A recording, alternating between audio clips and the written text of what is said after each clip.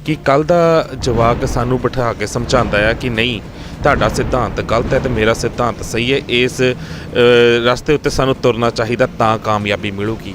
ਤੁਹਾਨੂੰ ਕੀ ਲੱਗਦਾ कि कित्थे की जाके ਅਸੀਂ मार खा रहे हैं? गल हौमे दी नहीं है, गल ये गल भी नहीं है भी मेरा सिद्धांत या साडा सिद्धांत सही है, उन्हों का सिद्धांत गलत है। ये तो एक लंबी बहस की जा सकती है, निकलना कुछ भी नहीं सी। तो 73 सालों की साडी प्राप्ति की है, उस 73 सालों असी मार कित्थे खाधी है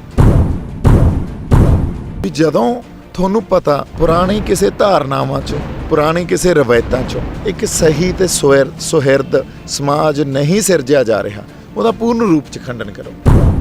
जे असी किसानी संघर्ष लड़ रहे हैं तो जिहड़ा पुराना सिस्टम आ या पुराना मॉडल आ किसानां दा, खेतीबाड़ी दा मॉडल आ साडा, ਉਹਨੇ सानू कित्थे लिया के खड़ा करता। ਉਹਨੇ सानू लिया के खड़ा करता भी किसान मजबूर हो जाता उस राह तक जाण दे, उस पड़ाਅ तक जाण दे जिथे ਉਹਨੂੰ खुदकुशी करनी पैंदी है। किसान मजबूर हो जाता आपदी फसल या आपदी ਜ਼ਮੀਨਾਂ ਨੂੰ गिरवी रख के पैसे ਚੱਕ ਕੇ ਤੇ ਆਪਦੇ ਖਰਚਾ ਜਾਂ ਆਈ ਚਲਾਈ ਚਲਾਉਂਦਾ। कि ਦਿਓਲ ਪਰਿਵਾਰ ਦੇ ਨਾਲ ਤੁਹਾਡੇ ਬਹੁਤ ਨੇੜ ਦਾ ਰਿਸ਼ਤਾ ਹੈ।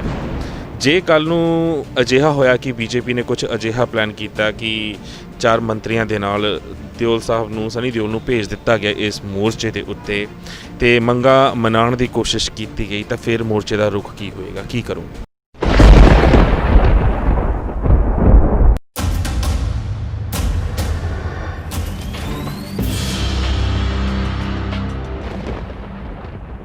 ਗੁਰਬਾਣੀ ਅਖੰਡ ਬਾਣੀ ਦੇਖ ਰਹੇ ਦੇਸ਼ ਵਿਦੇਸ਼ ਦੇ ਸਾਰੇ ਦਰਸ਼ਕਾਂ ਦਾ ਮੈਂ ਪ੍ਰੀਤ ਸੈਣੀ ਸਵਾਗਤ ਕਰਦਾ ਤੁਹਾਡੇ ਆਪਣੇ ਪਸੰਦੀਦਾ ਪ੍ਰੋਗਰਾਮ ਸਫਰ ਸਿੱਖੀਜ਼ਮ ਦੇ ਵਿੱਚ। ਜਿਵੇਂ ਕਿ ਤੁਸੀਂ ਜਾਣਦੇ ਹੋ ਪੂਰੇ ਪੰਜਾਬ ਦੇ ਵਿੱਚ ਮੋਰਚਿਆਂ ਦੀ ਇੱਕ ਅਜਿਹੀ ਮੂਵਮੈਂਟ ਚੱਲੀ ਹੈ ਜਿਸ ਨੇ ਜਵਾਨੀ ਨੂੰ, ਕਿਸਾਨੀ ਨੂੰ ਇੱਕ ਮੁੱਠ ਕਰ ਦਿੱਤਾ ਹੈ। ਪਰ ਕੁਝ ਸਵਾਲ ਨੇ, ਜਦੋਂ ਆਖਰੀ ਵਾਰ ਅਸੀਂ ਸ਼ੰਭੂ ਮੋਰਚੇ 'ਤੇ ਪਹੁੰਚੇ ਸਾਂ, ਗੱਲ ਕੀਤੀ ਸੀ ਦੀਪਵੀਰ ਦੇ ਨਾਲ, ਤਾਂ ਉਸ ਤੋਂ ਬਾਅਦ ਉਸ ਸ਼ੋਅ ਨੂੰ ਦੇਖ ਕੇ ਕਈ ਸਵਾਲ ਸੰਗਤ ਨੇ ਪੁੱਛੇ ਨੇ, ਉਹਨਾਂ ਦੇ ਜਵਾਬ ਵੀ ਲੈਣੇ ਜ਼ਰੂਰੀ ਨੇ ਦੀਪਵੀਰ ਦੇ ਉੱਤੇ। ਕੁਝ ਚੀਜ਼ਾਂ ਦੀ ਐਕਸਪਲੇਨੇਸ਼ਨ, ਤੁਹਾਨੂੰ ਕੁਝ ਚੀਜ਼ਾਂ ਦੱਸਣੀਆਂ, ਸਮਝਾਉਣੀਆਂ ਵੀ ਬਹੁਤ ਜ਼ਰੂਰੀ ਹੁੰਦੀਆਂ ਨੇ, ਕਿਉਂਕਿ ਜੋ ਚੀਜ਼ਾਂ ਅਸੀਂ ਦੇਖਦੇ ਹਾਂ, ਜੋ ਚੀਜ਼ਾਂ ਸਾਨੂੰ ਦਿਖਾਈਆਂ ਜਾਂਦੀਆਂ ਨੇ ਮੀਡੀਆ ਦੇ ਥਰੂ ਵੀ, ਉਹਦੇ ਪਿੱਛੇ ਕਈ ਵਾਰ ਕੁਝ ਸੱਚਾਈ ਹੋਰ ਹੁੰਦੀ ਹੈ। ਸਾਨੂੰ ਭਰਮਾਇਆ ਜਾਂਦਾ, ਸਾਨੂੰ ਭਟਕਾਇਆ ਜਾਂਦਾ ਹੈ। ਉਹੀ ਸੱਚਾਈ ਤੁਹਾਡੇ ਸਾਹਮਣੇ ਬਾਰ-ਬਾਰ ਬਿਆਨ ਕਰਨ ਦੀ ਅਸੀਂ ਕੋਸ਼ਿਸ਼ ਕਰਦੇ ਹਾਂ ਕਿ ਕਈ ਦਹਾਕਿਆਂ ਤੋਂ ਜੋ ਧੋਖਾ ਅਸੀਂ ਖਾ ਰਹੇ ਹਾਂ ਮੁੜ ਅਸੀਂ ਨਾ ਖਾਈਏ।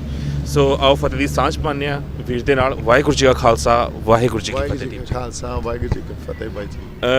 ਦੀਪ ਜੀ, ਅਸੀਂ ਪਹਿਲਾਂ ਬਹੁਤ ਵਾਰ ਗੱਲ ਕਰ ਚੁੱਕੇ ਹਾਂ ਮੋਰਚੇ ਨੂੰ ਲੈ ਕੇ, ਆਪਣੀਆਂ ਮੰਗਾਂ ਨੂੰ ਲੈ ਕੇ, ਆਪਣੀ ਹੋਂਦ ਨੂੰ ਲੈ ਕੇ, ਪਰ ਹੁਣ ਜਿਹੜਾ ਸਵਾਲ ਬਾਰ-ਬਾਰ ਚੱਕਿਆ ਜਾ ਰਿਹਾ ਹੈ, ਬਾਬੇ ਨਾਨਕ ਦੇ ਸਿਧਾਂਤ ਨੂੰ ਲੈ ਕੇ ਤੁਸੀਂ ਤੁਰੇ ਹੋ।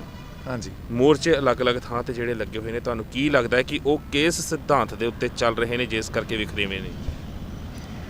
ਦੇਖੋ, ਗੁਰੂ ਨਾਨਕ ਸਾਹਿਬ ਦਾ ਸਿਧਾਂਤ ਕੀ ਸੀ? ਗੁਰੂ ਨਾਨਕ ਸਾਹਿਬ ਦਾ ਸਿਧਾਂਤ ਕੱਲਾ ਸਰਬੱਤ ਦਾ ਭਲਾ, ਕੱਲਾ ਤੁਸੀਂ ਸਬਰ ਤੇ ਸੰਤੋਖ ਜਿਹੜਾ ਸਾਨੂੰ ਦਿੱਤਾ, ਕੱਲਾ ਪਰਉਪਕਾਰ ਦਾ, ਇਨਸਾਨੀਅਤ ਦਾ, ਬਰਾਬਰੀ ਦਾ ਦਰਜਾ ਬਦਰਜੀ ਖਤਮ ਕਰਦਾ, ਕੱਲਾ ਇਹੀ ਨਹੀਂ ਆ। ਗੁਰੂ ਨਾਨਕ ਸਾਹਿਬ ਦਾ ਸਿਧਾਂਤ ਆ ਵੀ ਉਹਨਾਂ ਨੇ ਪੂਰਨ ਰੂਪ 'ਚ ਉਹ ਹਰ ਬੁਰੀ ਕੁਰੀਤੀ ਦਾ ਖੰਡਨ ਕੀਤਾ, ਜਿਹੜੀ ਕੁਰੀਤੀ ਚੰਗਾ ਸਮਾਜ ਨਹੀਂ ਸਿਰਜਦੀ ਜਾਂ ਸਮਾਜ ਦੇ ਉਲਟ ਭੁਗਤਦੀ ਹੈ, ਪੂਰਨ ਰੂਪ 'ਚ ਖੰਡਨ ਕੀਤਾ। ਅੱਜ ਜੇ ਅਸੀਂ ਕਿਸਾਨੀ ਸੰਘਰਸ਼ ਲੜ ਰਹੇ ਹਾਂ ਤਾਂ ਜਿਹੜਾ ਪੁਰਾਣਾ ਸਿਸਟਮ ਆ ਜਾਂ ਪੁਰਾਣਾ ਮਾਡਲ ਆ ਕਿਸਾਨਾਂ ਦਾ, ਖੇਤੀਬਾੜੀ ਦਾ ਮਾਡਲ ਆ ਸਾਡਾ, ਉਹਨੇ ਸਾਨੂੰ ਕਿੱਥੇ ਲਿਆ ਕੇ ਖੜਾ ਕਰਤਾ। ਉਹਨੇ ਸਾਨੂੰ ਲਿਆ ਕੇ ਖੜਾ ਕਰਤਾ ਵੀ ਕਿਸਾਨ ਮਜਬੂਰ ਹੋ ਜਾਂਦਾ ਉਸ ਰਾਹ ਤੱਕ ਜਾਣ ਦੇ, ਉਸ ਪੜਾਅ ਤੱਕ ਜਾਣ ਦੇ ਜਿੱਥੇ ਉਹਨੂੰ ਖੁਦਕੁਸ਼ੀ ਕਰਨੀ ਪੈਂਦੀ ਹੈ।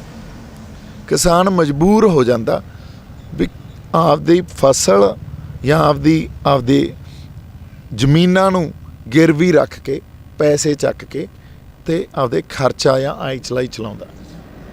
ਹੁਣ ਜੇ ਇਸ ਸਾਰੇ ਮਾਡਲ 'ਚੋਂ ਜਿਹੜਾ ਮੌਜੂਦਾ ਮਾਡਲ ਆ, ਕਿਸਾਨਾਂ ਦੀਆਂ ਖੁਦਕੁਸ਼ੀਆਂ ਨਿਕਲਣੀਆਂ ਜਾਂ ਕਰਜ਼ੇ ਨਿਕਲਣੇ ਆ ਜਾਂ ਮਜ਼ਦੂਰਾਂ ਕਿਸਾਨਾਂ ਦੀ ਲੁੱਟ ਖਸੁੱਟ ਨਿਕਲਣੀ ਆ ਜੀ, ਫਿਰ ਸਾਨੂੰ ਪੂਰਨ ਰੂਪ 'ਚ ਖੰਡਨ ਕਰਨਾ ਚਾਹੀਦਾ ਕਿ ਨਹੀਂ ਕਰਨਾ ਚਾਹੀਦਾ? ਕਿਸੇ ਨਵੇਂ ਮਾਡਲ ਦੀ ਮੰਗ ਕਰਨੀ ਚਾਹੀਦੀ ਹੈ ਕਿ ਨਹੀਂ ਕਰਨੀ ਚਾਹੀਦੀ, ਜਿਹੜੀ ਅਸੀਂ ਪਿਛਲੇ 50-70 ਸਾਲਾਂ ਤੋਂ ਨਹੀਂ ਕੀਤੀ?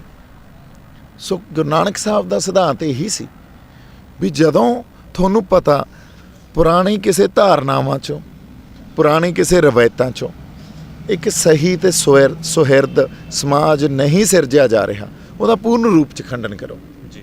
ਸੋ ਇੱਥੇ ਹੀ ਖੜੇ ਹਾਂ ਅਸੀਂ। ਤੇ ਹੁਣ ਕਿਸਾਨ ਜਥੇਬੰਦੀਆਂ ਜੋ ਜਿਸ ਸਿਧਾਂਤ ਨੂੰ ਲੈ ਕੇ ਅੱਗੇ ਤੁਰੀਆਂ ਹੋਈਆਂ ਨੇ, ਉਹ ਤੁਹਾਨੂੰ ਕੀ ਲੱਗਦਾ ਕਿ ਸਿਰਫ ਹਉਮੈ ਦੀ ਲੜਾਈ ਉਹਨਾਂ ਤੱਕ ਸੀਮਿਤ ਰਹਿ ਗਈ ਹੈ? ਕਿਉਂਕਿ ਇਹ ਅਸੀਂ ਹੋਂਦ ਬਚਾਉਣ ਦੀ ਗੱਲ ਕਰ ਰਹੇ ਹਾਂ, ਪਰ ਉਹ ਕਹਿ ਰਹੇ ਨੇ ਕਿ ਕੱਲ੍ਹ ਦਾ ਜਵਾਕ ਸਾਨੂੰ ਬਿਠਾ ਕੇ ਸਮਝਾਉਂਦਾ ਹੈ ਕਿ ਨਹੀਂ, ਤੁਹਾਡਾ ਸਿਧਾਂਤ ਗਲਤ ਹੈ ਤੇ ਮੇਰਾ ਸਿਧਾਂਤ ਸਹੀ ਹੈ, ਇਸ ਰਸਤੇ ਉੱਤੇ ਸਾਨੂੰ ਤੁਰਨਾ ਚਾਹੀਦਾ, ਤਾਂ ਕਾਮਯਾਬੀ ਮਿਲੂਗੀ। ਤੁਹਾਨੂੰ ਕੀ ਲੱਗਦਾ ਕਿ ਕਿੱਥੇ ਕੀ ਜਾ ਕੇ ਅਸੀਂ ਮਾਰ ਖਾ ਰਹੇ ਹਾਂ? ਨਹੀਂ ਜੀ, ਦੇਖੋ ਗੱਲ ਹਉਮੈ ਦੀ ਨਹੀਂ ਆ। ਉਹ ਕੁਛ ਕੁ ਅੰਸ਼ਕ ਜਾਂ ਕੁਛ ਕੁ ਲੀਡਰਸ 'ਚ ਹੋ ਸਕਦੀ ਆ, ਮੇਰੇ 'ਚ ਹੋ ਸਕਦੀ ਆ, ਉਹ ਇਹ ਕਹਿ ਸਕਦੇ ਆ। ਗੱਲ ਹਉਮੈ ਦੀ ਨਹੀਂ ਆ। ਗੱਲ ਵੀ ਨਹੀਂ ਆ ਵੀ ਮੇਰਾ ਸਿਧਾਂਤ ਜਾਂ ਸਾਡਾ ਸਿਧਾਂਤ ਸਹੀ ਆ, ਉਹਨਾਂ ਦਾ ਸਿਧਾਂਤ ਗਲਤ ਆ। ਇਹਦੇ ਤੇ ਤਾਂ ਇੱਕ ਲੰਬੀ ਬਹਿਸ ਕੀਤੀ ਜਾ ਸਕਦੀ ਹੈ, ਨਿਕਲਣਾ ਕੁਛ ਵੀ ਨਹੀਂ ਸੀ, ਹੈ ਨਾ। ਸੋ ਨਿਕਲੂਗਾ ਕਿਵੇਂ? ਨਿਕਲੂਗਾ ਜਦੋਂ ਅਸੀਂ ਸਿਰ ਜੋੜ ਕੇ ਬੈਠਾਂਗੇ, ਬ੍ਰੇਨਸਟੋਰਮ ਕਰਾਂਗੇ ਤੇ ਪੁਰਾਣੇ ਇਤਿਹਾਸ ਨੂੰ ਦੇਖਾਂਗੇ। ਇਤਿਹਾਸ ਨੂੰ ਜਦੋਂ ਦੇਖਾਂਗੇ ਤਾਂ 73 ਸਾਲਾਂ ਦੀ ਸਾਡੀ ਪ੍ਰਾਪਤੀ ਕੀ ਆ? ਉਸ 73 ਸਾਲਾਂ 'ਚ ਅਸੀਂ ਮਾਰ ਕਿੱਥੇ ਖਾਧੀ ਆ? ਸੇਧ ਸਾਡੀ ਕੀ ਹੋਣੀ ਚਾਹੀਦੀ ਸੀ?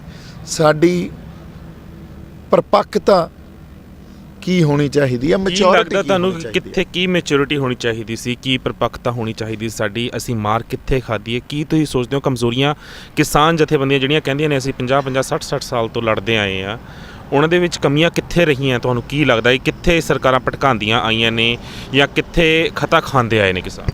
ਦੇਖੋ, ਸਭ ਤੋਂ ਵੱਡੀ ਕਮੀ ਇਹ ਆ ਵੀ ਸਾਡੀਆਂ ਕਿਸਮਤਾਂ ਦੇ ਜਿਹੜੇ ਫੈਸਲੇ ਆ ਉਹ ਕੇਂਦਰ ਸਰਕਾਰ ਕਰਦੀ ਆ।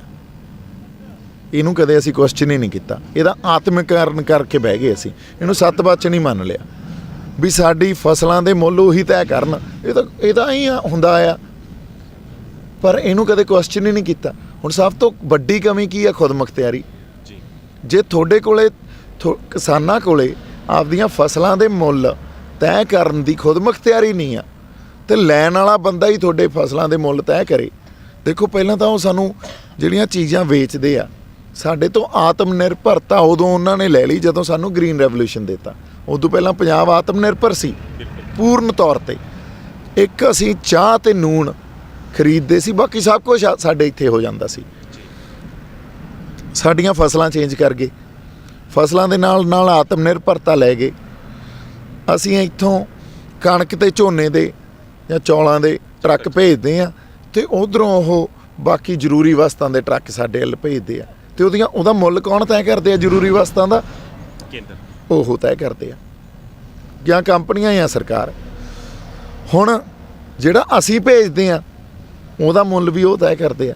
ਕਦੇ ਖਰੀਦਣ ਵਾਲੀ ਧਿਰ ਵੀ ਤੁਹਾਡਾ ਮੁੱਲ ਤੈਅ ਕਰਕੇ ਤੁਹਾਨੂੰ ਮੁਨਾਫਾ ਦੇ ਦਿਓ। ਇਹ ਤਾਂ ਸਿੰਪਲ ਜੀ ਗੱਲ ਹੀ ਹੈ ਨਾ ਜੀ। ਹੁਣ ਜੇ ਅਸੀਂ ਇਸ ਗੱਲ ਨੂੰ ਹੀ ਚੈਲੰਜ ਨਹੀਂ ਕੀਤਾ ਕਦੇ ਤੇ ਆਪਦੇ ਹੱਕ ਨਹੀਂ ਮੰਗੇ, ਆਪਦੀ ਖੁਦਮੁਖਤਿਆਰੀ ਨਹੀਂ ਮੰਗੀ ਇਸ ਵੀ ਅਸੀਂ ਆਪਦੀਆਂ ਫਸਲਾਂ ਦੇ ਮੁੱਲ ਆਪ ਤੈਅ ਕਰੀਏ। ਤੁਸੀਂ ਖਰੀਦੋ, ਨਹੀਂ ਖਰੀਦਣਾ ਨਾ ਖਰੀਦੋ, ਅਸੀਂ ਆਪੇ ਕੁਝ ਹੋਰ ਬੀਜ ਲਾਂਗੇ ਜਾਂ ਕਿਸੇ ਹੋਰ ਮੰਡੀ 'ਚ ਅਸੀਂ ਉਹਨੂੰ ਵੇਚ ਦਾਂਗੇ, ਹੈ ਨਾ। ਸਵਾਮੀਨਾਥਨ ਰਿਪੋਰਟ 'ਚ ਇਹ ਸਾਰੀਆਂ ਗੱਲਾਂ ਦੀ ਕਲੈਰਿਟੀ ਸਰਕਾਰ ਨੂੰ ਦਿੱਤੀ ਗਈ ਆ। ਸਰਕਾਰ ਕਦੇ ਉਸ ਗੱਲ 'ਤੇ ਆਈ ਨਹੀਂ, ਕਦੇ ਉਹਨੂੰ ਤੁਸੀਂ ਦੇਖ ਲਓ ਇੰਪਲੀਮੈਂਟ ਹੀ ਨਹੀਂ ਕੀਤਾ। ਕੈਸ਼ ਜ਼ਰੂਰ ਕੀਤਾ ਹੈ ਹਾਂਜੀ, ਬਸ ਉਹ ਗੱਲ ਕਰਦੇ ਆ ਵੋਟਾਂ ਵੇਲੇ, ਉਹ ਵੋਟਾਂ ਲੈਣ ਖਾਤਰ। ਫਿਰ ਜੇ ਅਸੀਂ ਕੌਮਾਂਤਰੀ ਪੱਧਰ 'ਤੇ, ਕਿਉਂਕਿ ਸਾਡਾ ਵਪਾਰ ਤਾਂ ਇੱਧਰ ਨੂੰ ਹੁੰਦਾ ਸੀ, ਜਿਹਨੂੰ ਅਸੀਂ ਅੱਜ ਕਹਿੰਦੇ ਆ ਲਹਿੰਦਾ ਪੰਜਾਬ, ਉਧਰ ਨੂੰ ਵਪਾਰ ਹੁੰਦਾ ਸੀ, ਇੱਧਰ ਨੂੰ ਤਾਂ ਕਦੇ ਵਪਾਰ ਹੀ ਨਹੀਂ ਸੀ ਸਾਡਾ। ਜਿਹੜੇ ਬਾਰਡਰ ਹੀ ਬੰਦ ਕਰ, ਹਾਂਜੀ, ਜਿਹੜੇ ਬਾਰਡਰ ਬੰਦ ਕਰਤੇ। ਜੇ ਅਸੀਂ ਕਹਿੰਦੇ ਆ ਸਾਨੂੰ ਕੌਮਾਂਤਰੀ ਪੱਧਰ 'ਤੇ ਆਪਦੀਆਂ ਫਸਲਾਂ ਵੇਚਣ ਦਾ ਹੱਕ ਦਿਓ, ਉਹਦੇ 'ਚ ਕੀ ਗਲਤ ਆ? ਉਹਦੇ ਵਿੱਚ ਫਿਰ ਰਸਤਾ ਅੱਤਵਾਦ ਦੇ ਨਾਲ ਜੋੜ ਦਿੱਤਾ ਜਾਂਦਾ ਹੈ ਕਿਤੇ ਪਾਕਿਸਤਾਨ ਨਾਲ। ਇਹ ਤਾਂ ਸਰਕਾਰ ਜੋੜਦੀ ਆ ਨਾ, ਇਹ ਤਾਂ ਸਰਕਾਰ ਉਹ ਨੈਰੇਟਿਵ ਖੜਾ ਕਰਦੀ ਆ, ਬਿਰਤਾਂਤ ਖੜਾ ਕਰਦੀ ਆ ਤਾਂ ਕਿ ਅਸੀਂ ਆਪਦੇ ਹੱਕ ਨਾ ਮੰਗ ਸਕੀਏ, ਆਪਦੀ ਖੁਦਮੁਖਤਿਆਰੀ ਨਾ ਮੰਗ ਸਕੀਏ। ਪਰ ਗੱਲ ਤਾਂ ਉੱਥੇ ਹੀ ਖੜੀ ਆ। ਅੱਜ ਤੁਹਾਨੂੰ ਕੀ ਲੱਗਦਾ ਦੀਪ? ਦੇਖੋ, ਤੁਸੀਂ ਬਹੁਤ ਸਮਝਦਾਰੀ ਦੀਆਂ ਗੱਲਾਂ ਕਰਦੇ ਹੋ, ਬਹੁਤ ਜੋ ਵੀ ਕੁਐਸਚਨ ਤੁਹਾਡੇ ਨਾਲ ਪੁੱਛਿਆ ਜਾਂਦਾ ਹੈ ਕਿ ਤੁਹਾਡੀ ਗੱਲ ਸੁਣ ਕੇ ਸਮਝ ਕੇ ਇੱਕ ਸੈਟਿਸਫੈਕਸ਼ਨ ਮਿਲਦੀ ਹੈ ਕਿ ਹਾਂ ਬਹੁਤ ਤੱਥਾਂ ਦੇ ਉੱਤੇ ਇਹ ਨੌਜਵਾਨ ਗੱਲ ਕਰਦਾ ਹੈ, ਜਿੰਨੀ ਸੰਗਤ ਦੇਖਦੀ ਹੈ ਸ਼ੋਜ਼ ਉਹ ਵੀ ਬਹੁਤ ਇੰਪ੍ਰੈਸ ਹੁੰਦੀ ਹੈ। ਤੁਹਾਨੂੰ ਕੀ ਲੱਗਦਾ ਕਿ ਹਮੇਸ਼ਾ ਕੌਮ ਨੂੰ ਭਟਕਾਇਆ ਜਾਂਦਾ ਹੈ ਕੇਂਦਰ ਵੱਲੋਂ, ਹਮੇਸ਼ਾ ਕੌਮ ਨੂੰ ਕੁਰਾਹੇ ਪਾਇਆ ਜਾਂਦਾ ਹੈ ਕੇਂਦਰ ਵੱਲੋਂ, ਉਸ ਕੌਮ ਨੂੰ ਜਿਸ ਨੇ ਅੱਜ ਤੱਕ ਸਭ ਤੋਂ ਵੱਧ ਇਸ ਦੇਸ਼ ਨੂੰ ਆਜ਼ਾਦ ਕਰਾਉਣ ਵਾਸਤੇ ਕੁਰਬਾਨੀਆਂ ਦਿੱਤੀਆਂ, ਜਿਸ ਕੌਮ ਨੇ ਆਜ਼ਾਦੀ ਲੈ ਕੇ ਦਿੱਤੀ ਇਸ ਦੇਸ਼ ਨੂੰ, ਕਹਿ ਸਕਦੇ ਹਾਂ ਅਸੀਂ ਇਸ ਦੇ ਵਿੱਚ ਕੋਈ ਦੁਰਾਹੇ ਨਹੀਂ ਹੈ। ਪਰ ਸਭ ਤੋਂ ਵੱਧ ਸ਼ਹਾਦਤਾਂ ਦੇਣ ਵਾਲੀ ਕੌਮ, ਜਿਨ੍ਹਾਂ ਨੂੰ ਅਸੀਂ ਅੱਜ ਸ਼ਹੀਦ ਕਹਿੰਦੇ ਹਾਂ, ਜਿਨ੍ਹਾਂ ਨੂੰ ਅਸੀਂ ਸ਼ਹੀਦ ਦਾ ਦਰਜਾ ਦਿੰਦੇ ਹਾਂ, ਜਿਨ੍ਹਾਂ ਦੇ ਸ਼ਹੀਦੀ ਪੁਰਬ ਮਨਾਉਂਦੇ ਹਾਂ, ਬੇਸ਼ੱਕ ਬਹੁਤ ਸ਼ਹੀਦਾਂ ਦੀਆਂ ਤਸਵੀਰਾਂ ਪਿੱਛੇ ਵੀ ਲੱਗੀਆਂ ਨੇ, ਭਗਤ ਸਿੰਘ ਹੋ ਗਏ, ਰਾਜਗੁਰੂ ਹੋ ਗਏ, ਸਾਡੇ ਸਰਕਾਰੀ ਦਸਤਾਵੇਜ਼ਾਂ ਦੇ ਵਿੱਚ ਉਹਨਾਂ ਨੂੰ ਅੱਜ ਤੱਕ ਸ਼ਹੀਦ ਨਹੀਂ ਐਲਾਨਿਆ ਗਿਆ, ਭਾਰਤ ਦੀਆਂ ਹਿੰਦ ਸਰਕਾਰਾਂ ਵੱਲੋਂ ਹੀ। ਤੁਹਾਨੂੰ ਕੀ ਲੱਗਦਾ ਕਿ ਆਖਿਰ ਐਸਾ ਕਿਹੜਾ ਡਰ ਜਾਂ ਐਸਾ ਕਿਹੜਾ ਖੌਫ ਹੈ ਸਿੱਖ ਕੌਮ ਤੋਂ, ਖਾਸ ਕਰਕੇ ਕਿਉਂਕਿ ਘੱਟ ਗਿਣਤੀਆਂ ਹੋਰ ਵੀ ਬਹੁਤ ਨੇ, ਪਰ ਟਾਰਗੇਟ ਹਮੇਸ਼ਾ ਸਿੱਖ ਕੌਮ ਨੂੰ ਕੀਤਾ ਜਾਂਦਾ ਹੈ। ਚੈਨਲਾਂ ਦੇ ਉੱਤੇ ਵੱਡਾ ਵੱਡਾ ਕਰਕੇ ਦਿਖਾਇਆ ਜਾਂਦਾ ਹੈ ਕਿ ਸਿੱਖ ਕਮਿਊਨਿਟੀ ਨੇ ਇਹ ਕਰਤਾ। ਹੁਣ ਵੀ ਜਿਹੜਾ ਧਰਨਿਆਂ ਦਾ ਜਾਂ ਮੋਰਚਿਆਂ ਦਾ ਸਿਲਸਿਲਾ ਚੱਲ ਰਿਹਾ ਸਿਰਫ ਪੰਜਾਬ ਵਿੱਚ ਨਹੀਂ ਹੈ, ਭਾਰਤ ਦੇ ਕਈ ਹੋਰ ਰਾਜਾਂ 'ਤੇ ਬਹੁਤ ਵੱਡੇ ਪੱਧਰ 'ਤੇ ਚੱਲ ਰਿਹਾ ਹੈ। ਪਰ ਅਗਰ ਕਿਤੇ ਖਬਰ ਬ੍ਰੇਕ ਹੋ ਰਹੀ ਹੈ ਤਾਂ ਉਹ ਪੰਜਾਬ ਦੀ ਹੋ ਰਹੀ ਹੈ ਕਿ ਸ਼ੰਭੂ ਮੋਰਚਾ ਲੱਗਿਆ ਹੋਇਆ, ਲੱਖੇ ਨੇ ਲਾਇਆ ਹੋਇਆ ਮੋਰਚਾ, ਕਿਤੇ ਪੈਟਰੋਲ ਪੰਪ ਬੰਦ ਕਰ ਦਿੱਤੇ ਗਏ, ਕਿਤੇ ਰਿਲਾਇੰਸ ਦੇ ਸਟੋਰ ਬੰਦ ਕਰ ਦਿੱਤੇ ਗਏ। ਇਹ ਚੀਜ਼ਾਂ ਕਿਉਂ, ਮਤਲਬ ਕੀ ਮੈਸੇਜ ਕੇਂਦਰ ਸਰਕਾਰ ਪੰਜਾਬ ਨੂੰ ਜਾਂ ਪੰਜਾਬੀਆਂ ਨੂੰ ਜਾਂ ਸਿੱਖਾਂ ਨੂੰ ਐਵੇਂ ਟਾਰਗੇਟ ਕਰਕੇ ਦਿਖਾਉਣਾ ਚਾਹੁੰਦੀ ਹੈ? ਦੇਖੋ, ਇਹਦੀ ਅਸਲ ਜੜ ਆ ਜਿਹੜੀ ਉਹ ਸਰਕਾਰ ਦੀ ਜਿਹਦਾ ਜਿਹੜੀ ਵੀ ਭਾਰਤੀ ਕੌਮ ਸਿਰਜਣੀ ਆ ਉੱਥੇ ਪਈ ਆ। ਹੁਣ ਭਾਰਤੀ ਕੌਮ ਕਿਵੇਂ ਸਿਰਜਣੀ ਆ? ਨੇਸ਼ਨ ਬਿਲਡਿੰਗ ਦਾ ਪ੍ਰੋਸੈਸ ਜਿਹਨੂੰ ਕਹਿੰਦੇ ਆ, ਇਹ ਅਸੀਂ ਕਹਿੰਦੇ ਆ India is not a nation, it's a notion ਜੀ।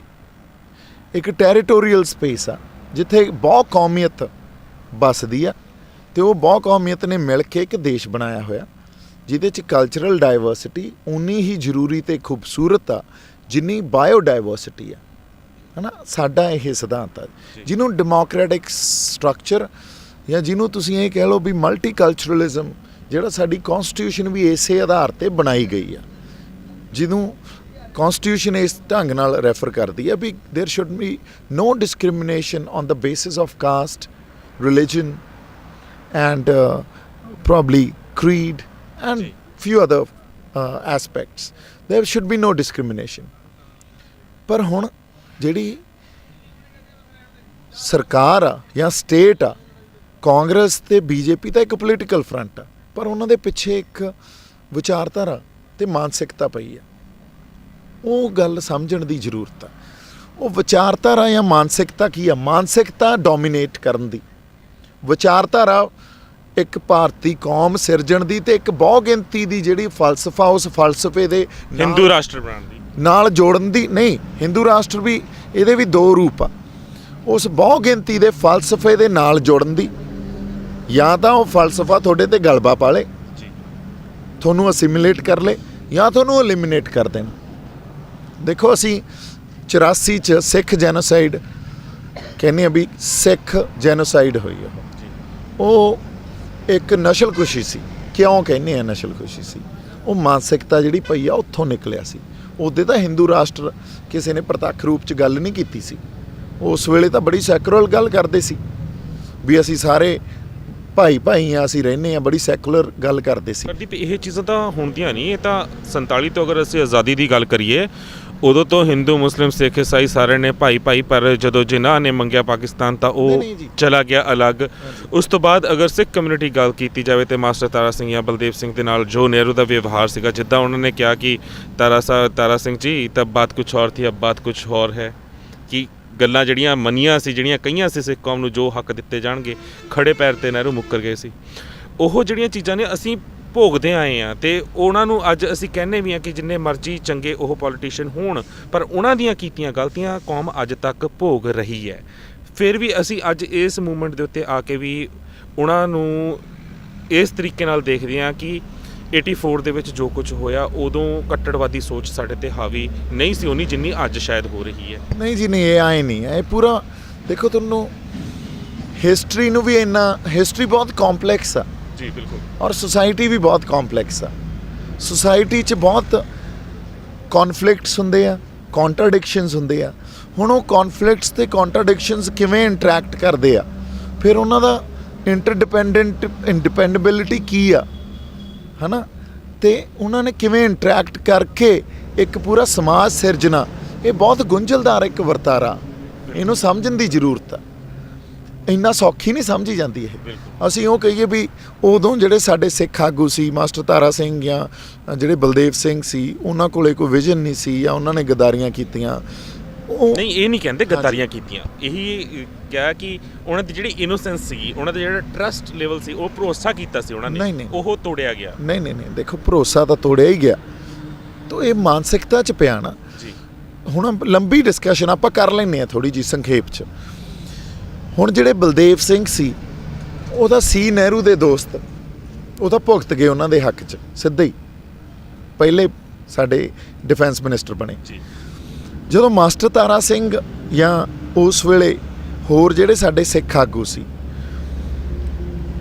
ਉਹਨਾਂ ਕੋਲੇ ਬਹੁਤ ਵੱਡੀ ਇੱਕ ਦੁਬਿਧਾ ਸੀ, ਉਹ ਦੁਬਿਧਾ ਨਾਲ ਲੜਦੇ ਰਹੇ, ਹੈ ਨਾ। ਦੇਖੋ ਵਿਜ਼ਨ ਕਿਤੇ ਨਾ ਕਿਤੇ ਉਸ ਲੈਵਲ ਦਾ ਨਹੀਂ ਸੀ, ਇਹ ਮੈਂ ਮੰਨਦਾ, ਪਰ ਇਹ ਨਹੀਂ ਵੀ ਉਹ ਨੇਰੇ ਪੁਰੇ ਉਹਨਾਂ ਕੋਲੇ ਵਿਜ਼ਨ ਨਹੀਂ ਸੀ ਜਾਂ ਸਿਆਸਤ ਦੀ ਸਮਝ ਨਹੀਂ ਸੀ। ਉਹਨਾਂ ਦਾ ਸਿਚੁਏਸ਼ਨ ਜਾਂ ਹਾਲਾਤ ਬੜੇ ਵੱਖਰੇ ਸੀ ਮੁਸਲਮਾਨ ਭਾਈਚਾਰੇ ਤੇ ਹਿੰਦੂ ਭਾਈਚਾਰੇ ਨਾਲੋਂ। ਮੁਸਲਮਾਨ ਭਾਈਚਾਰੇ ਨੇ ਜਾਂ ਜਿਨਾਹ ਜਿਹੜੇ ਉਹਨਾਂ ਦੇ ਉਸ ਵੇਲੇ ਲੀਡਰ ਸੀ, ਹੈ ਨਾ, ਉਹਨਾਂ ਨੇ ਆਗਾ ਖਾਨ ਉਹਨਾਂ ਦੇ ਲੀਡਰ ਸੀ, ਉਹਨਾਂ ਨੇ ਇਹ ਗੱਲ ਸਮਝ ਲਈ ਸੀ ਵੀ ਜਿਹੜਾ ਬ੍ਰਿਟਿਸ਼ ਕਾਉਂਸਲਸ ਐਕਟ ਅੰਗਰੇਜ਼ ਲੈ ਕੇ ਆਏ ਆ ਅਤੇ ਇੱਥੇ ਸਿਰਾਂ ਦੀ ਗਿਣਤੀ ਦੀ ਪੋਲੀਟਿਕਸ ਸ਼ੁਰੂ ਹੋ ਗਈ ਆ। ਉਹ ਬ੍ਰਿਟਿਸ਼ ਕਾਉਂਸਲ ਐਕਟ ਨੇ ਇੱਕ ਫਾਊਂਡੇਸ਼ਨ ਲਾਈ ਸੀ ਸਿਰਾਂ ਦੀ ਗਿਣਤੀ ਦੀ ਪੋਲੀਟਿਕਸ ਕਰਨ ਲਈ। ਉੱਥੇ ਉਹੀ ਧਿਰ ਜਿੱਤੂਗੀ ਜਾਂ ਰਾਜ ਕਰੂਗੀ ਜਿਹਦੇ ਕੋਲੇ ਜ਼ਿਆਦਾ ਸਿਰਾਂ ਦੀ ਗਿਣਤੀ ਆ। ਅਤੇ ਉਸ ਵੇਲੇ ਹਿੰਦੂ ਭਾਈਚਾਰਾ ਬਹੁਤ ਵੱਡੇ ਤੌਰ 'ਤੇ ਮੌਜੂਦ ਸੀ ਇੰਡੀਆ 'ਚ, ਅਤੇ ਉਹਨਾਂ ਨੂੰ ਪਤਾ ਸੀ ਵੀ ਜੇ ਰਾਜਸੀ ਹਿੱਤ ਜਾਂ ਸਰਕਾਰ ਹਿੰਦੂ ਭਾਈਚਾਰਾ ਇਕੱਲਾ ਹੀ ਬਣਾਉਣ ਲੱਗ ਗਿਆ ਤਾਂ ਸਾਡੀ ਸਿਵਲਾਈਜੇਸ਼ਨ ਨੂੰ ਖਤਰਾ, ਸਾਡੇ ਕਲਚਰ ਨੂੰ ਖਤਰਾ। ਉਹਨਾਂ ਨੇ ਇਸ ਗੱਲ ਨੂੰ ਸਮਝ ਕੇ ਅੰਗਰੇਜ਼ਾਂ ਕੋਲੇ ਦੋ ਮੰਗਾਂ ਰੱਖੀਆਂ ਜਦੋਂ ਸੋਧ ਹੁੰਦਾ ਗਿਆ ਬ੍ਰਿਟਿਸ਼ ਕਾਉਂਸਲ ਦੇ ਐਕਟ 'ਚ ਬਾਅਦ 'ਚ, ਵੀ ਸਾਨੂੰ ਇੱਕ ਤਾਂ ਤੁਸੀਂ ਸੈਪਰੇਟ, ਇੱਕ ਤਾਂ ਸਾਡੀ ਜਿੱਥੇ ਮੈਜੋਰਿਟੀ ਆ ਉੱਥੇ ਸਾਨੂੰ ਰਿਜ਼ਰਵੇਸ਼ਨ ਦਿਓ ਵੀ ਅਸੀਂ ਇਕੱਲੇ ਇਲੈਕਸ਼ਨ ਲੜ ਸਕੀਏ, ਅਤੇ ਇੱਕ ਸੈਪਰੇਟ ਇਲੈਕਟੋਰੇਟ ਦਾ ਵੀ ਸਿਧਾਂਤ ਦਿਓ ਵੀ ਅਸੀਂ ਉਹ ਵੋਟ ਪਾ ਸਕੀਏ, ਤਾਂ ਕਿ ਸਾਡੀ ਰਿਜ਼ਰਵੇਸ਼ਨ ਜਿਹੜੀ ਸਰਕਾਰ 'ਚ ਵੀ ਕਿੰਨੇ ਨੁਮਾਇੰਦੇ ਹੋਣਗੇ ਉਹ ਇਨਸ਼ੋਰ ਹੋ ਸਕੇ, ਅਤੇ ਸਾਡੇ ਫਲਸਫੇ ਦੇ ਹੀ ਬੰਦੇ ਜਾਣਗੇ, ਇਹ ਵੀ ਇਨਸ਼ੋਰ ਹੋ ਸਕੇ। ਜੇ ਤੁਸੀਂ ਸੈਪਰੇਟ ਇਲੈਕਟੋਰੇਟ ਨਹੀਂ ਦਿਓਗੇ ਤਾਂ ਫਿਰ ਤਾਂ ਕੱਲ੍ਹ ਨੂੰ ਹਿੰਦੂ ਲੀਡਰਸ਼ਿਪ ਆ ਜਿਹੜੀ, ਉਹ ਆਪਦੇ ਬੰਦੇ ਜਿਹੜੇ ਉਹਨਾਂ ਵਾਂਗੂ ਸੋਚਦੇ ਆ ਮੁਸਲਮਾਨ ਪੈਦਾ ਕਰਨਗੇ, ਸਾਡੇ 'ਚ ਵਾੜ ਦੇਣਗੇ, ਅਤੇ ਫਿਰ ਤਾਂ ਵੋਟਾਂ ਉਹਨਾਂ ਨੇ ਪਾ ਕੇ ਉਹਨਾਂ ਨੂੰ ਜਿਤਾ ਦੇਣਾ। ਬਿਲਕੁਲ। ਤਾਂ ਇਸ ਗੱਲ ਨੂੰ ਸਮਝੇ ਬ੍ਰਿਟਿਸ਼ਰਸ ਵੀ, ਅਤੇ ਇਹੀ ਗੱਲ ਸਾਡੀ ਵੰਡ ਦਾ ਕਾਰਨ ਬਣੀ। ਇਹ ਉਸ ਵੇਲੇ ਦੀ ਹਿੰਦੂ ਲੀਡਰਸ਼ਿਪ ਨੂੰ ਮਨਜ਼ੂਰ ਨਹੀਂ ਸੀ। ਅੱਛਾ, ਇਹੀ ਦੋ ਗੱਲਾਂ B.R. ਅੰਬੇਦਕਰ, ਬਾਬਾ ਸਾਹਿਬ ਅੰਬੇਦਕਰ ਨੇ ਵੀ ਰੱਖੀਆਂ। ਇਹ ਗੱਲਾਂ ਦੀ ਬਹੁਤ ਵੱਡੀ ਵਿਰੋਧਤਾ ਕੀਤੀ ਮਹਾਤਮਾ ਗਾਂਧੀ ਸਾਹਿਬ ਨੇ ਅਤੇ ਨਹਿਰੂ ਨੇ, ਬਹੁਤ ਵੱਡੀ ਵਿਰੋਧਤਾ। ਹੁਣ ਸਿੱਖਾਂ ਦੀ ਇੱਕ ਬਹੁਤ ਵੱਡੀ ਪ੍ਰੋਬਲਮ ਸੀ ਉਸ ਵੇਲੇ, ਹਾਲਾਤ ਜਿਹੜੇ ਸਾਡੇ ਕੋਲੇ ਸੀ ਨਾ, ਸਾਡੇ ਕੋਲੇ ਕਿਤੇ ਵੀ ਸਾਡੀ ਮੈਜੋਰਿਟੀ ਨਹੀਂ ਸੀ ਜਿੱਥੇ ਅਸੀਂ ਰਿਜ਼ਰਵੇਸ਼ਨ ਵੀ ਮੰਗ ਸਕਦੇ ਹੋਈਏ ਜਾਂ ਸੈਪਰੇਟ ਇਲੈਕਟੋਰੇਟ ਮੰਗ ਸਕਦੇ ਹੋਈਏ, ਅਸੀਂ ਖਿੰਡੇ ਹੋਏ ਸੀ।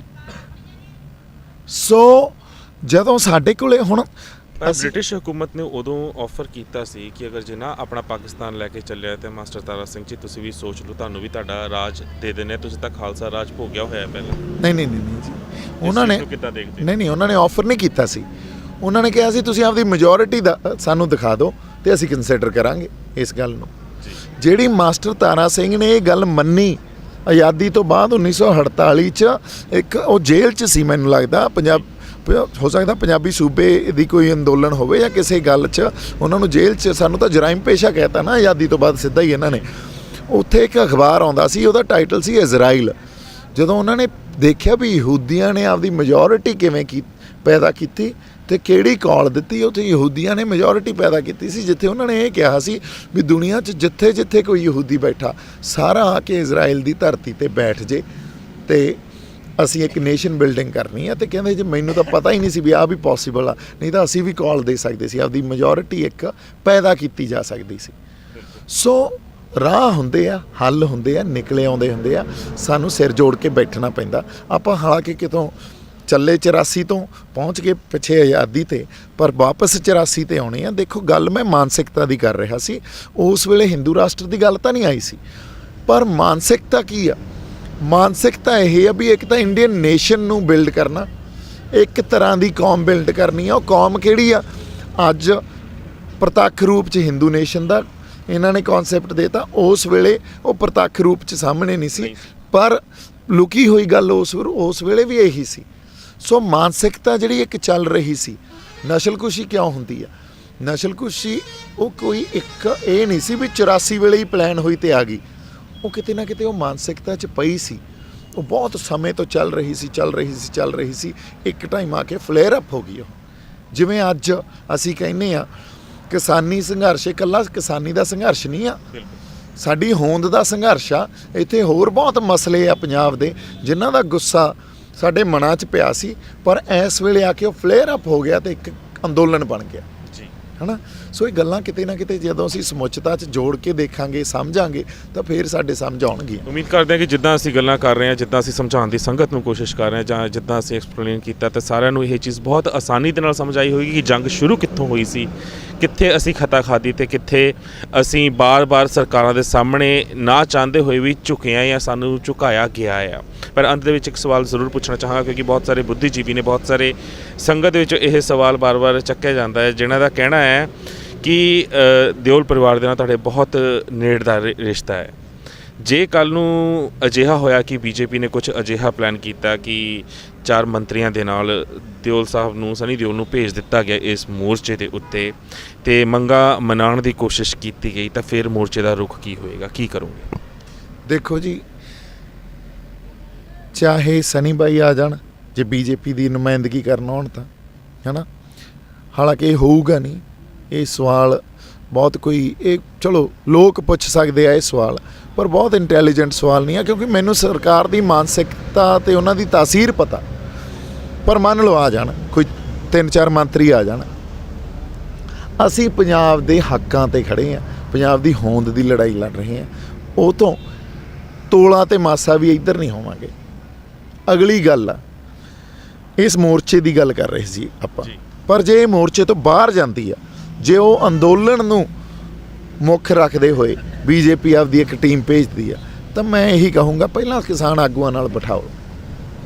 ਅਸੀਂ ਉਹਨਾਂ ਨੂੰ ਕਹਿੰਦੇ ਆ ਵੀ ਸਾਰੇ ਆਗੂ ਸਾਡੀ ਲੀਡਰਸ਼ਿਪ ਪੋਲੀਟੀਕਲ ਡਿਪਲੋਮੈਸੀ ਵਾਸਤੇ ਬੈਠੇ, ਸਾਡੇ ਐਗਰੋ ਇਕੋਨੋਮਿਸਟ ਬੈਠਣ, ਸਾਡੇ ਲੀਗਲ ਬ੍ਰੇਨ ਬੈਠਣ, ਤੇ ਉੱਥੇ ਨੈਗੋਸ਼ੀਏਟ ਕਰਨ। ਫਿਰ ਉੱਥੇ ਕਿਹੜਾ ਵੱਡਾ ਨੈਗੋਸ਼ੀਏਟਰ ਆ, ਕਿਹੜਾ ਸਟਰੋਂਗ ਨੈਗੋਸ਼ੀਏਟਰ ਆ, ਉਹ ਲੈ ਕੇ ਜਾ ਵੜੂਗਾ। ਅਸੀਂ ਪੰਜਾਬ ਖਾਤਰ ਕੁਝ ਲੈ ਕੇ, ਅਸੀਂ ਸਟਰੋਂਗ ਹੋਏ ਅਸੀਂ ਖਿੱਚ ਲਿਆਵਾਂਗੇ, ਜੇ ਉਹ ਸਟਰੋਂਗ ਹੋਏ ਉਹ ਲੈ ਜਾਣਗੇ। ਫਿਰ ਉਹ ਤਾਂ ਸਰਕਾਰ ਦੇ ਅਗੇਂਸਟ ਪੋਲੀਟੀਕਲ ਡਿਪਲੋਮੈਸੀ ਦੀ ਲੜਾਈ ਆ, ਟੇਬਲ ਤੇ ਲੜਾਈ ਆ, ਜਿੱਥੇ ਅਸੀਂ ਖਤਾ ਖਾਂਦੇ ਰਹੇ ਆ। ਅਸੀਂ ਬਹੁਤ ਪ੍ਰਿਪੇਅਰ ਹੋ ਕੇ ਜਾਵਾਂਗੇ ਤੇ ਜਿੱਤ ਕੇ ਆਵਾਂਗੇ। ਬਹੁਤ ਬਹੁਤ ਧੰਨਵਾਦ ਸਾਡੇ ਨਾਲ ਗੱਲ ਕਰਨ ਵਾਸਤੇ, ਆਪਣਾ ਕੀਮਤੀ ਸਮਾਂ ਦੇਣ ਵਾਸਤੇ, ਤੇ ਉਮੀਦ ਕਰਦੇ ਹਾਂ ਕਿ ਜਿਸ ਜਜ਼ਬੇ ਦੇ ਨਾਲ ਦੀ, ਜਿਸ ਜੋਸ਼ ਦੇ ਨਾਲ ਤੁਸੀਂ ਇਹ ਮੋਰਚਾ ਸਾਂਭ ਰਹੇ ਹੋ, ਸੰਗਤ ਜਿਸ ਜਜ਼ਬੇ ਦੇ ਨਾਲ ਸਾਥ ਦੇ ਰਹੀ ਹੈ, ਅਸੀਂ ਇਸ ਵਾਰ ਜ਼ਰੂਰ ਜਿੱਤਾਂਗੇ। ਇਸ ਲਈ ਕਿਉਂਕਿ ਸਾਰਾ ਪੰਜਾਬ ਦਿਲੋਂ ਇਹ ਚਾਹੁੰਦਾ ਨੇ, ਜਿਹਨਾਂ ਦੀਆਂ ਰੂਹਾਂ ਸੱਚੀਆਂ ਨੇ, ਜਿਹਨਾਂ ਨੇ ਸਿਰਫ ਹੱਥ ਠੋਕੇ ਬਣ ਕੇ ਮੰਤਰੀ ਪਦ ਨਹੀਂ ਸਾਂਭੇ, ਜਾਂ ਜਿਹਨਾਂ ਨੇ ਸਰਪੰਚ ਬਣ ਕੇ, ਪੰਚ ਬਣ ਕੇ ਸਿਰਫ ਤੇ ਸਿਰਫ ਵੱਡੇ ਅਹੁਦੇਦਾਰਾਂ ਦੇ ਤਲਵੇ ਨਹੀਂ ਚੱਟੇ, ਉਹ ਹਰ ਇਨਸਾਨ ਇਹ ਚਾਹੁੰਦਾ ਹੈ ਕਿ ਇਸ ਵਾਰ ਪੰਜਾਬ ਇੱਕ ਲੰਬੇ ਸਮੇਂ ਬਾਅਦ ਇੱਕ ਚੰਗੇ ਸੰਘਰਸ਼ ਵੱਲ ਜਾ ਰਿਹਾ ਹੈ, ਤੇ ਇਹ ਸੰਘਰਸ਼ ਦਾ ਸਿੱਟਾ ਚੰਗਾ ਨਿਕਲੇ। ਬਹੁਤ ਬਹੁਤ ਧੰਨਵਾਦ। ਤਾਂ ਅੰਤਤಃ ਮੈਂ ਦੇਸ਼ ਵਿਦੇਸ਼ ਦੀ ਸੰਗਤ ਨੂੰ ਇੱਕ ਗੱਲ ਕਹਿਣਾ ਚਾਹਾਂਗਾ ਕਿ ਆਖਰੀ ਸ਼ੋਅ ਦੇ ਵਿੱਚ, ਅਖੀਰ ਦੇ ਵਿੱਚ ਮੈਂ ਕੁਝ ਸ਼ਬਦ ਕਹੇ ਸੀ ਜੋ ਕਈਆਂ ਨੂੰ ਚੰਗੇ ਵੀ ਲੱਗੇ, ਕਈਆਂ ਨੂੰ ਬੁਰੇ ਵੀ ਲੱਗੇ। ਕਈਆਂ ਨੇ ਇਹ ਕਿਹਾ ਸੀ ਕਿ ਪੰਜਾਬ ਦੇ ਵਿੱਚ ਜਦੋਂ ਅਸੀਂ ਖਾਲਸਾ ਰਾਜ ਦੀ ਗੱਲ ਕਰਦੇ ਹਾਂ, ਖਾਲਿਸਤਾਨ ਦੀ ਗੱਲ ਕਰਦੇ ਹਾਂ, ਸਾਨੂੰ ਨਹੀਂ ਕਰਨੀ ਚਾਹੀਦੀ। ਮੈਂ ਕਿਸੇ ਦੀਆਂ ਭਾਵਨਾਵਾਂ ਆਹਤ ਨਹੀਂ ਕਰਨਾ ਚਾਹੁੰਦਾ, ਤੇ ਮੈਂ ਕੋਈ ਖਾਲਿਸਤਾਨ ਦਾ ਹਿਮਾਇਤੀ ਨਹੀਂ ਹਾਂ, ਇਹ ਮੈਂ ਬਹੁਤ ਕਲੀਅਰ ਸ਼ਬਦਾਂ 'ਤੇ ਕਹਿਣਾ ਹੈ। ਹਾਂ, ਪਰ ਅਗਰ ਸਾਨੂੰ ਬਾਰ-ਬਾਰ ਦੱਬਿਆ ਜਾਵੇਗਾ ਜਾਂ ਸਾਨੂੰ ਨਿਸ਼ਾਨਾ ਬਣਾਇਆ ਜਾਵੇਗਾ, ਤਾਂ ਮੈਂ ਫਿਰ ਤੋਂ ਕਲੀਅਰ ਕਰਦਾ, ਲਾਸਟ ਸ਼ੋਅ ਦੇ ਵਿੱਚ ਵੀ ਮੈਂ ਤਾਂ ਕਿਹਾ ਸੀ, ਕੋਈ ਨਹੀਂ ਚਾਹੁੰਦਾ ਨੌਹਾਂ ਨਾਲੋਂ ਮਾਸ ਅਲੱਗ ਹੋਵੇ, ਅਗਰ ਹਿੰਦੂ ਮੁਸਲਿਮ ਸਿੱਖ ਈਸਾਈ ਸਾਰੇ ਭਾਈ ਅਸੀਂ ਕਹਿੰਦੇ ਆ ਤਾਂ ਅਸੀਂ ਉਹਨੂੰ ਦਿਲੋਂ ਮੰਨਦੇ ਵੀ ਆ। ਕੁਝ ਕੋਝੀਆਂ ਚਾਲਾਂ ਚੱਲਣ ਵਾਲੇ ਕੱਟੜਪੰਥੀ ਜਿਹੜੇ ਇੱਕ ਭਗਵੇਂ ਏਜੰਡੇ ਦੀ ਸੋਚ ਲੈ ਕੇ ਚੱਲੇ ਨੇ, ਸਿਰਫ ਉਹਨਾਂ ਕਰਕੇ ਅਸੀਂ ਸਾਰੇ ਭਾਈਚਾਰੇ ਨੂੰ ਨਹੀਂ ਬਦਨਾਮ ਕਰ ਸਕਦੇ। ਮੇਰੀ ਉਹ ਮਨਸ਼ਾ ਕਦੇ ਨਹੀਂ ਹੁੰਦੀ, ਪਰ ਹਾਂ ਜੇ ਉਹ ਕੱਟੜਵਾਦੀ ਸੋਚ ਸਾਨੂੰ ਟਾਰਗੇਟ ਕਰਦੀ ਹੈ, ਉਹਨਾਂ ਕੱਟੜਵਾਦੀ ਲੋਕਾਂ ਵਾਸਤੇ ਮੈਂ ਇਹ ਗੱਲ ਕਿਹਾ ਸੀ ਕਿ ਅਗਰ ਕਿਸਾਨਾਂ ਦੇ ਹੱਥ 'ਚ ਅੱਜ ਕਹੀ ਹੈਗੀ ਹੈ ਤਾਂ ਉਹ ਰਹਿਣ ਦਿਓ।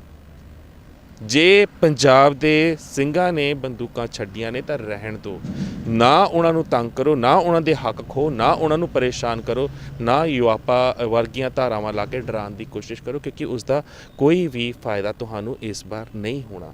ਫਿਰ ਤੋਂ ਮੈਂ ਇਹੀ ਬੇਨਤੀ ਕਰਾਂਗਾ ਕਿ ਅਸੀਂ ਬਹੁਤ ਅੱਛੇ ਮਕਸਦ ਵਾਸਤੇ ਬੈਠੇ ਹਾਂ, ਮੋਰਚਾ ਬਹੁਤ ਅੱਛੇ ਮਕਸਦ ਵਾਸਤੇ ਲੱਗਿਆ, ਆਪਣੇ ਹੱਕਾਂ ਵਾਸਤੇ ਲੱਗਿਆ, ਬਾਬੇ ਨਾਨਕ ਦੇ ਸਿਧਾਂਤ ਉੱਤੇ ਤੁਰੇ ਹਾਂ ਤੇ ਬਾਬੇ ਨਾਨਕ ਦਾ ਫਲਸਫਾ ਸਰਬੱਤ ਦਾ ਭਲਾ ਸੀ। ਤੇ ਇਹ ਮੋਰਚਾ ਸਿਰਫ ਤੇ ਸਿਰਫ ਸਿੱਖਾਂ ਦਾ ਨਹੀਂ ਹੈ, ਇਹ ਹਰ ਧਰਮ ਹਰ ਵਰਗ ਦਾ ਮੋਰਚਾ ਹੈ। ਉਸ ਨੂੰ ਲੈ ਕੇ ਅਸੀਂ ਅੱਗੇ ਵਧੇ ਹਾਂ ਤੇ ਹਰ ਮੋਰਚੇ ਦੇ ਉੱਤੇ ਜੋ ਵੀ ਆਗੂ ਬੈਠੇ ਨੇ ਉਹਨਾਂ ਨੂੰ ਮੈਂ ਵੀ ਹੱਥ ਬੰਨ੍ਹ ਕੇ ਇਹੀ ਬੇਨਤੀ ਕਰਾਂਗਾ, ਹੋਵੋ ਇਕੱਤਰ, ਮਿਲੋ ਮੇਰੇ ਭਾਈ, ਦੁਵਿਧਾ ਦੂਰ ਕਰੋ ਲਿਵਲਾਈ, ਕਿ ਅਸੀਂ ਸਾਰੇ ਇਕੱਠੇ ਹੋਈਏ, ਸਿਰ ਨਾਲ ਸਿਰ ਜੋੜ ਕੇ ਬੈਠੀਏ ਤੇ ਇਸ ਮੋਰਚੇ ਨੂੰ ਉਸ ਪਹੁੰਚ ਤੱਕ ਪਹੁੰਚਾਈਏ ਕਿ ਅਸੀਂ ਜਿੱਤ ਦਾ ਝੰਡਾ ਹਰ ਥਾਂ ਦੇ ਉੱਤੇ ਬੁਲੰਦ ਕਰ ਸਕੀਏ। ਮੇਰੇ ਤੋਂ ਕੁਝ ਵੱਧ ਘੱਟ ਬੋਲਿਆ ਗਿਆ ਹੋਵੇ, ਹੱਥ ਬੰਨ੍ਹ ਕੇ ਮਾਫੀ ਹੈ ਜੀ। ਪ੍ਰੋਗਰਾਮ ਚੰਗਾ ਲੱਗਿਆ ਹੋਵੇ ਲਾਈਕ ਤੇ ਸ਼ੇਅਰ ਜ਼ਰੂਰ ਕਰਨਾ। ਬਾਕੀ ਆਪਣੀਆਂ ਭਾਵਨਾਵਾਂ ਹਮੇਸ਼ਾ ਇਸ ਤਰ੍ਹਾਂ ਨੀਚੇ ਕਮੈਂਟਸ ਦੇ ਵਿੱਚ ਤੁਸੀਂ ਵਿਅਕਤ ਕਰ ਸਕਦੇ ਹੋ। ਵਾਹਿਗੁਰੂ ਜੀ ਕਾ ਖਾਲਸਾ, ਵਾਹਿਗੁਰੂ ਜੀ ਕੀ ਫਤਿਹ।